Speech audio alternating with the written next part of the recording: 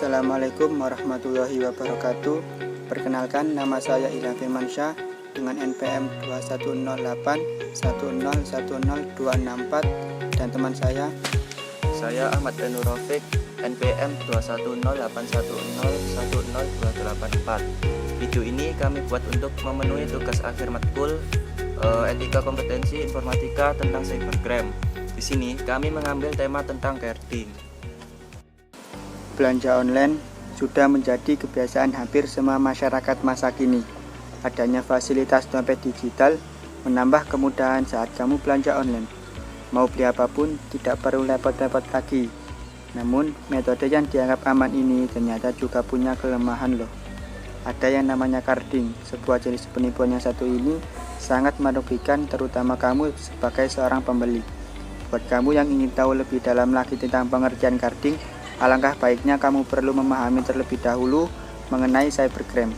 Tapi sebelum itu, ini ada sebuah cuplikan tentang bagaimana keadaan kasus cybercrime di Indonesia. Selamat menyaksikan.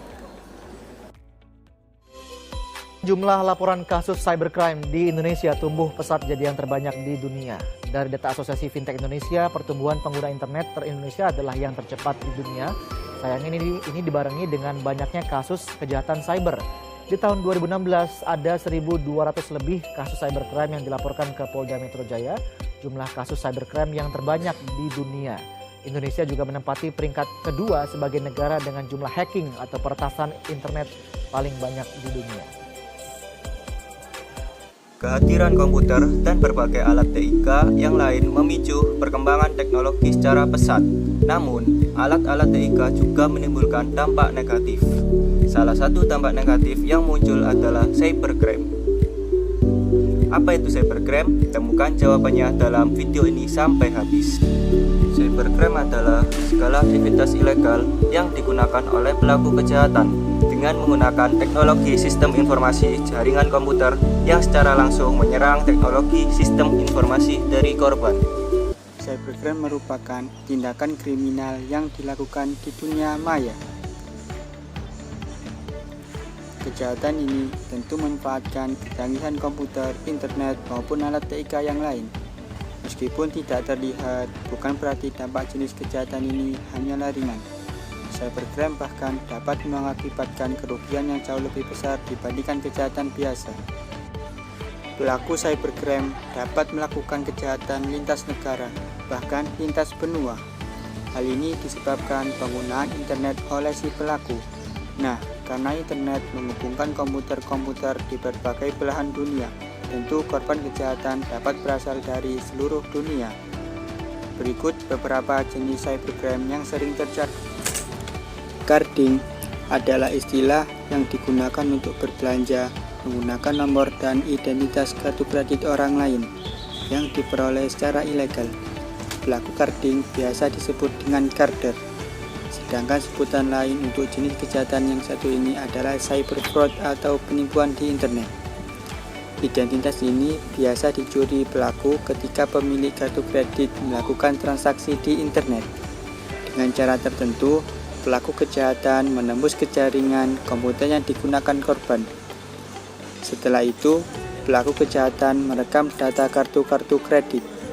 Nah, dengan data kartu kredit inilah pelaku kejahatan melakukan transaksi untuk kepentingan sendiri. Di sini terdapat dua ruang lingkup kejahatan carding, yaitu nasional dan transnasional.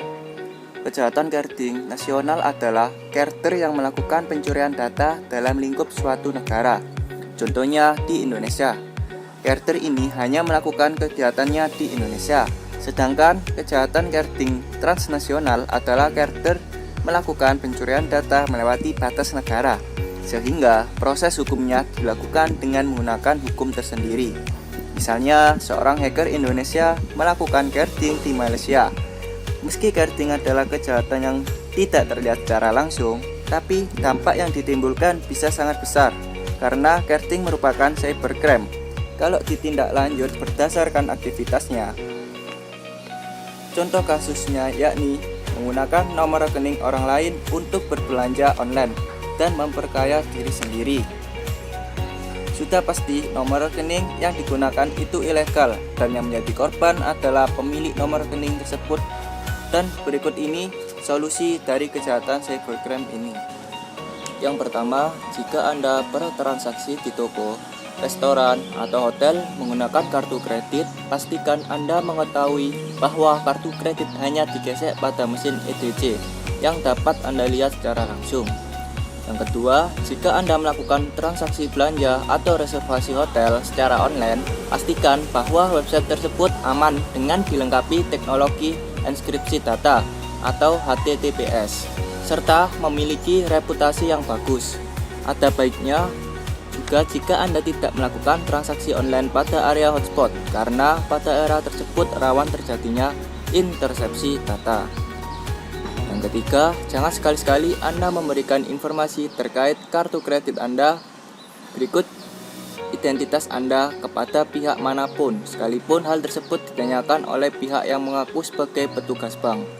Yang keempat, simpanlah surat tagihan kartu kredit yang dikirim oleh pihak bank setiap bulannya, atau jika Anda ingin membuangnya, maka sebaiknya hancurkan terlebih dahulu menggunakan alat penghancur kertas. Surat tagihan memuat informasi berharga kartu kredit Anda. Jika Anda menerima tagihan pembayaran atas transaksi yang tidak pernah Anda lakukan, maka segera laporkan kepada pihak bank penerbit untuk dilakukan investigasi. Pada akhirnya, yang bisa kita sederhanakan adalah bahwa semakin berkembangnya suatu teknologi, maka semakin berkembang pula pola kejahatannya. Karena kejahatan tetap akan ada, dan itu sudah menjadi ketetapan alam ini menurut hukum kekekalan energi.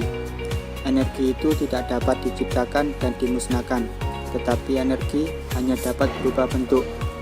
Dan mungkin ini yang bisa dijadikan patokan, bahwa dimanapun kita berkembang dan maju, kejahatan tetap akan ada di situ dan terus mengikuti kita, tapi bukan dengan cara yang sama.